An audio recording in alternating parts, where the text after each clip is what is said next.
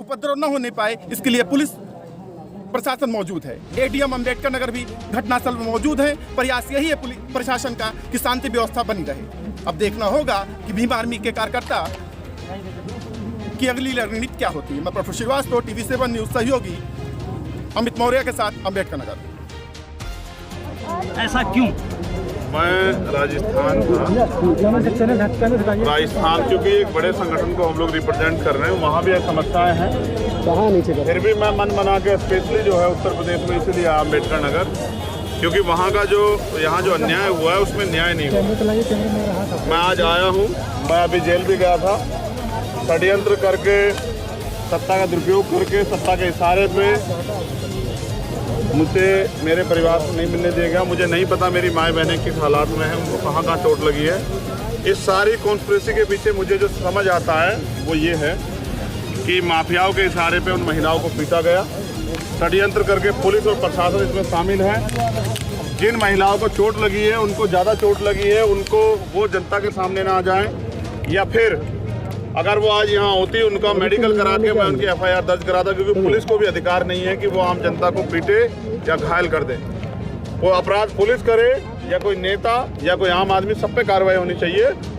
इन सब चीज़ों को छिपाने के लिए जबरन जो महिलाएं जिनका कोई क्रिमिनल रिकॉर्ड नहीं, जो गृहिणी है, उन पर 3-3, 4-4 मुकदमे दर्ज किए गए। ये एक पूरी षड्यंत्र है माफियाओं को बचाने का और उन महिलाओं को क्रिमिनल बनाने का, और उनको इस समाज पे यहाँ एक भय का माहौल बना के जो है उनको डरा के जो है इस जमीन को कब्जाने का, जो कि जो अन्याय हम लोग बर्दाश्त नहीं। सर दूसरा सवाल, यहाँ तहसीलदार महोदय को एक हम सबके पास 48 सेकंड का वीडियो है, उसमें 18 उपद्रवी, हम उनको दलित, हिंदू या मुस्लिम नहीं कहना चाहते, उनको दौड़ाए हैं, वो भाग रहे हैं। क्या ये मामला आपके संज्ञान में आया था?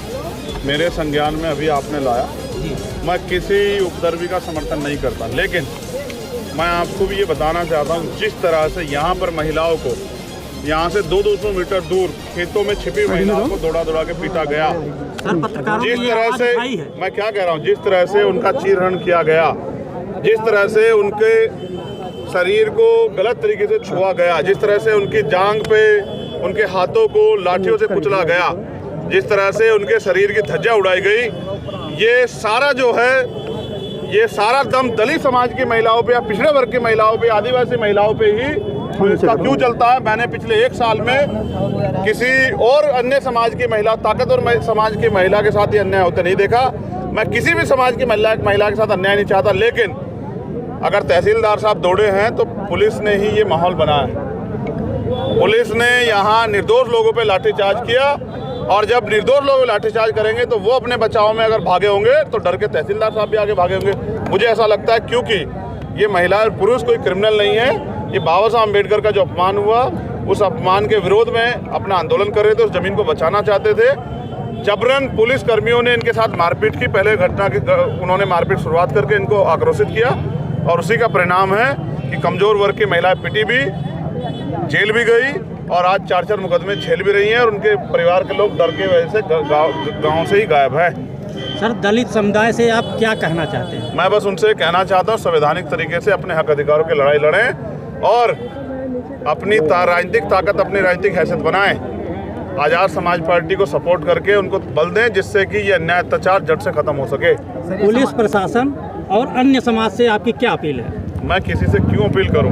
पुलिस अपनी ड्यूटी अदा करे संवैधानिक तौर से, नियम अनुसार, और अन्य समाज में किसी को मानता नहीं, पूरे समाज से मैं कहता हूं कि भाईचारा बना के रहे, और किसी गरीब की ज़मीन को छीनने का, किसी महिला का अपमान करने का काम ना करें, जिसके परिणाम फिर उनको आपराधिक काम करने पे जेल जाके भुगतने पड़े। बहुत बहुत धन्यवाद। इस घटना को आप जिम्मेदार किसको मानते हैं? इस घटना यहाँ के माफियाओं के इशारे पे यहाँ की पुलिस और यहाँ का प्रशासन पूर्ण रूप से दोषी है, जिन्होंने जबरन इस तरह का माहौल बनाया कि यहाँ महिलाओं ने अपना विरोध दर्ज कराया और फिर उनको पीटा गया, और आज वो जेल में। निकाय चुनाव में क्या भूमिका होगी आपकी? बहुत दूर है निकाय चुनाव पे नहीं, आज तो मैं सिर्फ दर्द पे बात कर रहा हूँ। बहुत धन्यवाद।